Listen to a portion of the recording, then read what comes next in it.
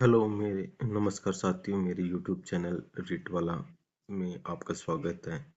रीट पात्रता परीक्षा 2026 जो आने वाली है बोर्ड एग्जाम के बाद में कंडक्ट कराने की गवर्नमेंट ने योजना बना रखी है। उसी को ध्यान में रखते हुए हम एक नया टॉपिक यातायात एवं संचार के नियम जो पर्यावरण अध्ययन का महत्वपूर्ण टॉपिक है उसका उसके बारे में चर्चा करते हैं। जो हम या सड़क पे कौन से संकेतों के माध्यम से चलना चाहिए और अपन को इन संकेतों के बारे में भी पता होना चाहिए और यातायात क्या है और इसके बारे में चर्चा करते हैं।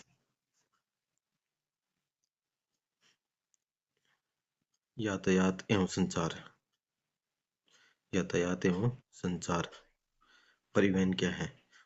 किसी किसी व्यक्ति वस्तु को एक स्थान से दूसरे स्थान पर ले जाने को क्या कहते हैं? कि माध्यम को क्या कहते हैं? परिवहन कहते हैं। जैसे वस्तु, व्यक्ति अथवा अन्य को एक स्थान से दूसरे स्थान तक पहुंचाने का माध्यम क्या कहलाता है? परिवहन कहलाता है। परिवहन को निम्न प्रकार से वर्गीकृत किया गया है। सड़क परिवहन हो गया, जल परिवहन हो गया और वायु परिवहन। सड़क परिवहन में तीन हो गए, स्थल परिवहन हो गया, रेल परिवहन हो गया और पाइप परिवहन हो गया। और जल परिवहन में अंतर्देशीय परिवहन और महासागरीय परिवहन। वायु परिवहन में घरेलू उड़ान हो गई और अंतर्राष्ट्रीय उड़ानें हो गई। राजस्थान में परिवहन सड़क परिवहन, रेल परिवहन और वायु परिवहन, ये तीन परिवहन ही है। परिवहन से संबंधित इतिहास। भारतीय इतिहास में शेरशाह सूरी को सड़क निर्माता कहा जाता है। शेरशाह सूरी ने 1504 में चट्टगांव बांग्लादेश से काबुल अफगानिस्तान तक एक सड़क का निर्माण कराया, जिसे अंग्रेजों ने grand trunk road GT road नाम दिया। इससे पहले इस सड़क को शाह सड़क ए अमीर या शाह सड़क ए आजम कहते थे। मौर्य काल में इस सड़क को उत्तर पथ कहा गया। आधुनिक विश्व में सड़क निर्माता जॉन लाउडन मैकडम हैं, जो स्कॉटलैंड के निवासी हैं। सड़कों का वर्गीकरण। एक्सप्रेसवे हो गए, राष्ट्रीय राजमार्ग हो गए, राज्य राजमार्ग, मुख्य जिला सड़कें हो गई, अन्य जिला सड़कें और ग्रामीण सड़कें हो गई। तो एक्सप्रेसवे केंद्र एक्सप्रेसवे सड़कों का केंद्र सरकार द्वारा संचालित करती है।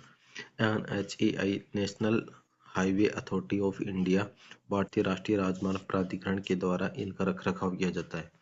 गुरुग्राम से जयपुर एक्सप्रेसवे देश का प्रथम एक्सप्रेसवे है। इनका माइलस्टोन पीले कलर का होता है।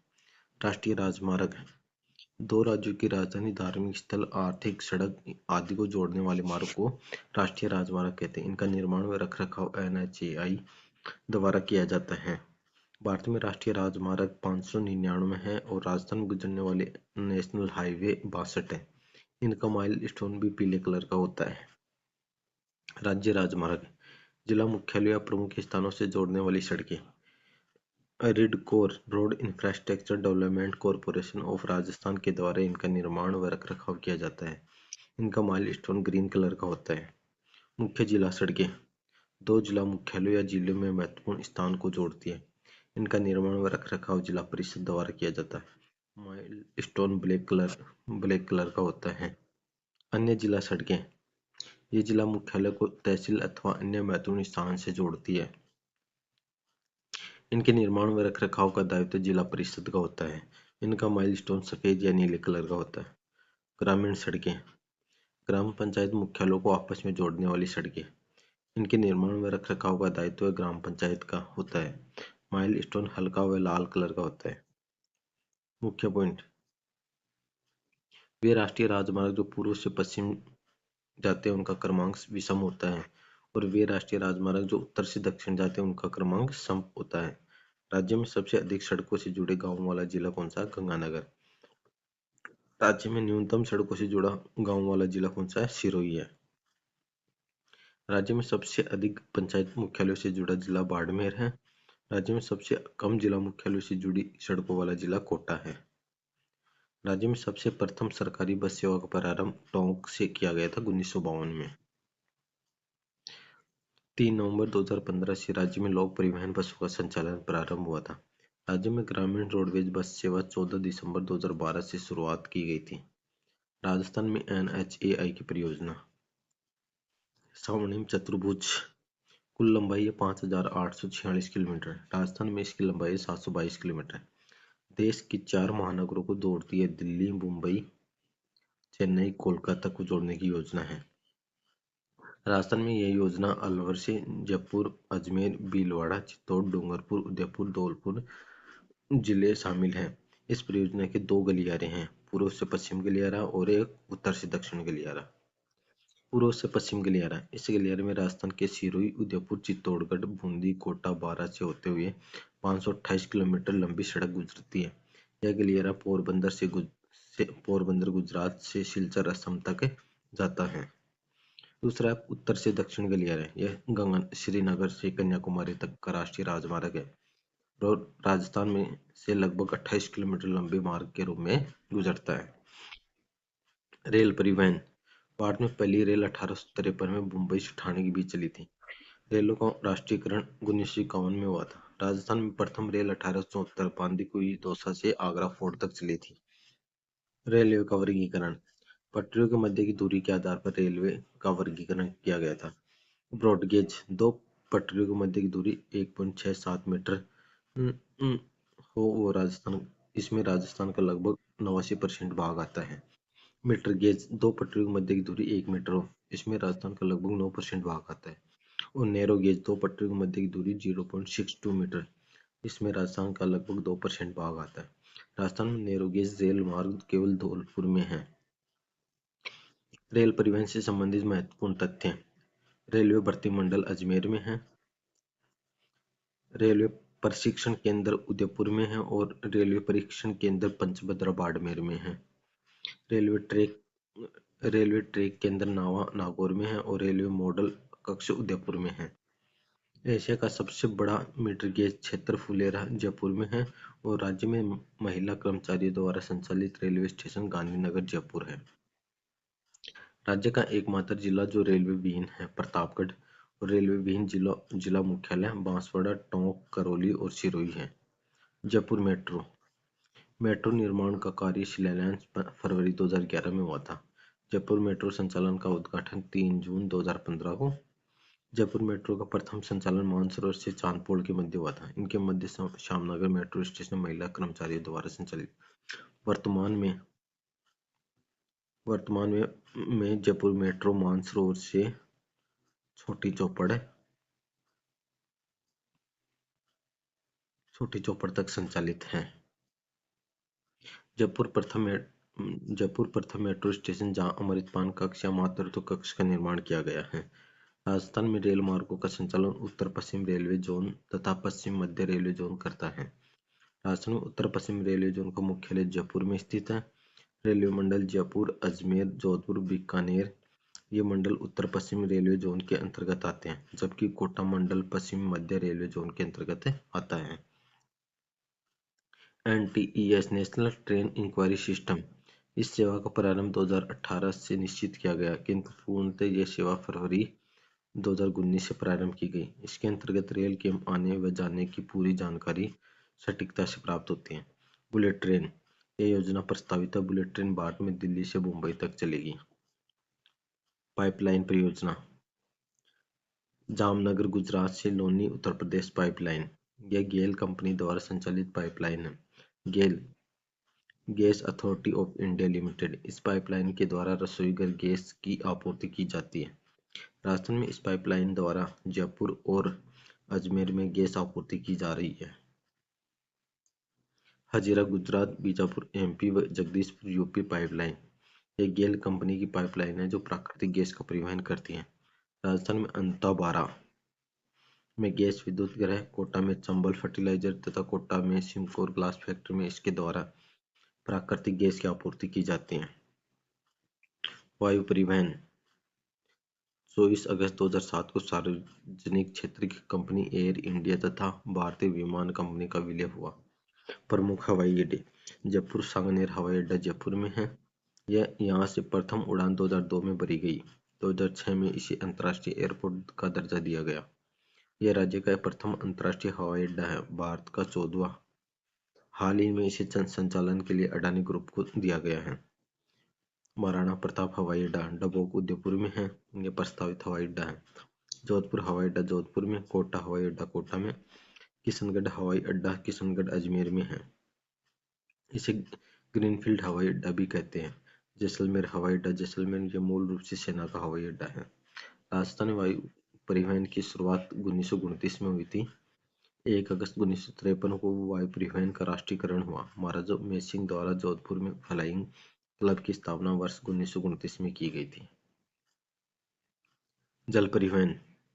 तटीय क्षेत्र अनुपस्थित होने के कारण राजस्थान में जल परिवहन शून्य है। राजस्थान के निकटतम बंदरगाह दीनदयाल बंदरगाह कांडला गुजरात में स्थित है। बाड़मेर जिले को गुजरात से जोड़कर प्रथम शुष्क बंदरगाह बनाने का प्रस्ताव दिया गया है। इसके बाद है यातायात एवं संचार के नियम। यातायात एवं संचार के नियम। सड़क पर चलने के नियम।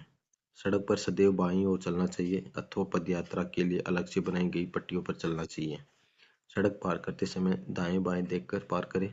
चौराहे के समीप बनी हुई जेब्रा क्रॉसिंग का उपयोग पदयात्रा के लिए उस समय करें जब वाहन रुके हुए हों। यातायात के प्रमुख संकेत।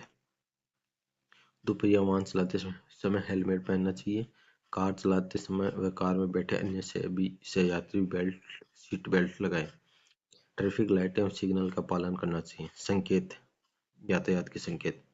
प्रवेश निषेध है, दोनों तरफ रोक है, एक तरफ रास्ता, समस्त मोटर वाहन निषेध, ट्रक निषेध है, बैलगाड़ी व ठेला निषेध है, तांगा निषेध है, हाथ गाड़ी निषेध है, दाएं मोड़ साइकिल ट्रैक है और हॉर्न बजाने का संकेत है। आवश्यक बस स्टैंड। दाएं बाएं घुमाव हो गया। आगे सकरा रास्ता है।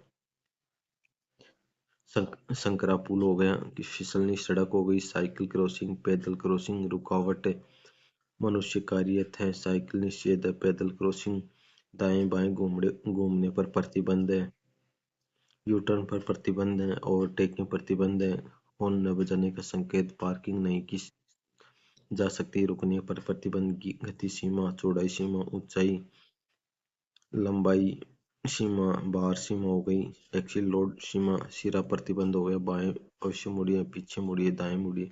ये सभी यातायात संकेत के नियम हैं और इनका पालन करना जरूरी है। संचार कम्युनिकेशन क्या होता है?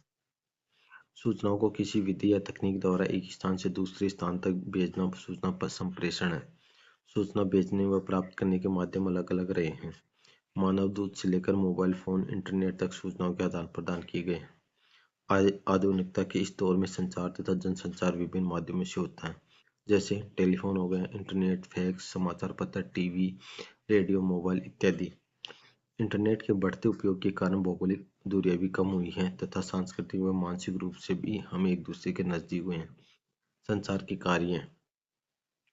सूचनाओं का आदान प्रदान हो गया, अभिव्यक्ति प्रस्तुतिकरण के लिए, सामाजिक संपर्क के लिए और ज्ञान प्राप्ति के लिए। संचार के साधन। टेलीफोन। यह वह तकनीक है जिसमें ध्वनि संकेतों को विद्युत संकेतों में परिवर्तित करके लंबी दूरी तक भेजा जा सकता है। इसका आविष्कार अलेक्जेंडर ग्राहम बेल ने किया था। समाचार पत्र। देश विदेश में हो रही घटनाओं को प्रिंट माध्यम से समाचार पत्र द्वारा ही अवगत कराया जाता है, जैसे खेल हो गया, मनोरंजन, समाज, नीतियां, अर्थव्यवस्था, उद्योग, फिल्म हो गया, रोजगार इत्यादि के बारे में जानकारी मिलती है। कंप्यूटर। कंप्यूटर इंटरनेट की सहायता से संचार स्थापित किए जा सकते हैं, जैसे ईमेल हो गया, वीडियो कॉन्फ्रेंसिंग आदि को कंप्यूटर ने आसान बना दिया है। इसका जनक कौन है? Charles Babbage. फैक्स। यह मुद्रित प्रिंटेड तथ्यों एवं दस्तावेजों को इलेक्ट्रिक सिग्नल के द्वारा भेजने का कार्य करता है। फैक्स मशीन से दस्तावेज भेजने के लिए इसे टेलीफोन अथवा कंप्यूटर से जोड़ा जाता है। रेडियो। रेडियो का आविष्कार मार्कोनी ने किया था। यह एक ऐसा साधन है जिससे सूचना से लेकर मनोरंजन तक सभी को प्रसारण किया जाता है। 1921 में टाइम्स ऑफ इंडिया ने रेडियो के माध्यम से पहला संगीत प्रोग्राम किया। 1936 में भारत में विधिवत ऑल इंडिया रेडियो की स्थापना हुई। टेलीविजन। इसका आविष्कार जे.एल. बेयर्ड ने किया। यह ऐसा माध्यम है जिससे ध्वनि तथा चलचित्र दोनों का संप्रेषण होता है। 15 सितंबर 1959 को भारत में टेलीविजन की शुरुआत हुई। यूनेस्को द्वारा शैक्षिक परिदृश्य के संदर्भ में हुई। डाक सेवा। 1837 तक भारत में केवल सरकारी डाक भेजी जाती थी। 1837 के बाद जनसाधारण के लिए भी डाक सेवा उपलब्ध कराई गई। पत्र तथा पार्सल ले जाना एवं धन भेजना, धन जमा कराना आदि सुविधाएं डाकघर में उपलब्ध कराई जाती हैं। इन सेवाओं को डाक सेवा कहते हैं। इंटरनेट इंटरनेट जनसंचार में सबसे नया किंतु तेजी से लोकप्रिय संचार माध्यम रहा है। यह ऐसा संचार माध्यम है जिसमें प्रिंट मीडिया, टीवी, किताबें, रेडियो, सिनेमाघर सभी के गुण मौजूद है। संचार साधनों का जीवन शैली पर प्रभाव। संचार साधनों ने हमारे दैनिक जीवन में कई परिवर्तन किए हैं, जैसे अखबार का स्थान इलेक्ट्रिक मीडिया ले लिया, टीवी या इंटरनेट ने ले लिया। युवा पीढ़ी संचार माध्यम में खरीदारी के लिए, व्यवसाय के लिए, शादी विज्ञापन के लिए आधुनिक तकनीक पर निर्भर हो गई है। यह हमारा यातायात के नियम और संचार के साधन क्या क्या होते हैं, इनके बारे हमने पर्यावरण अध्ययन ईवीएस का महत्वपूर्ण टॉपिक कंप्लीट कर लिया है। और आने वाली रीट पात्रता परीक्षा के लिए ये अध्याय महत्वपूर्ण है। ये वीडियो आप अपने सहपाठियों को ज़्यादा से ज़्यादा शेयर कीजिए, ताकि वो भी अपनी सफलता की तैयारी को आगे बढ़ा सके। और एक दो बार आप इस वीडियो को देखेंगे तो आपको ये जरूर समझ में आ जाएगा। जय हिंद, जय भारत।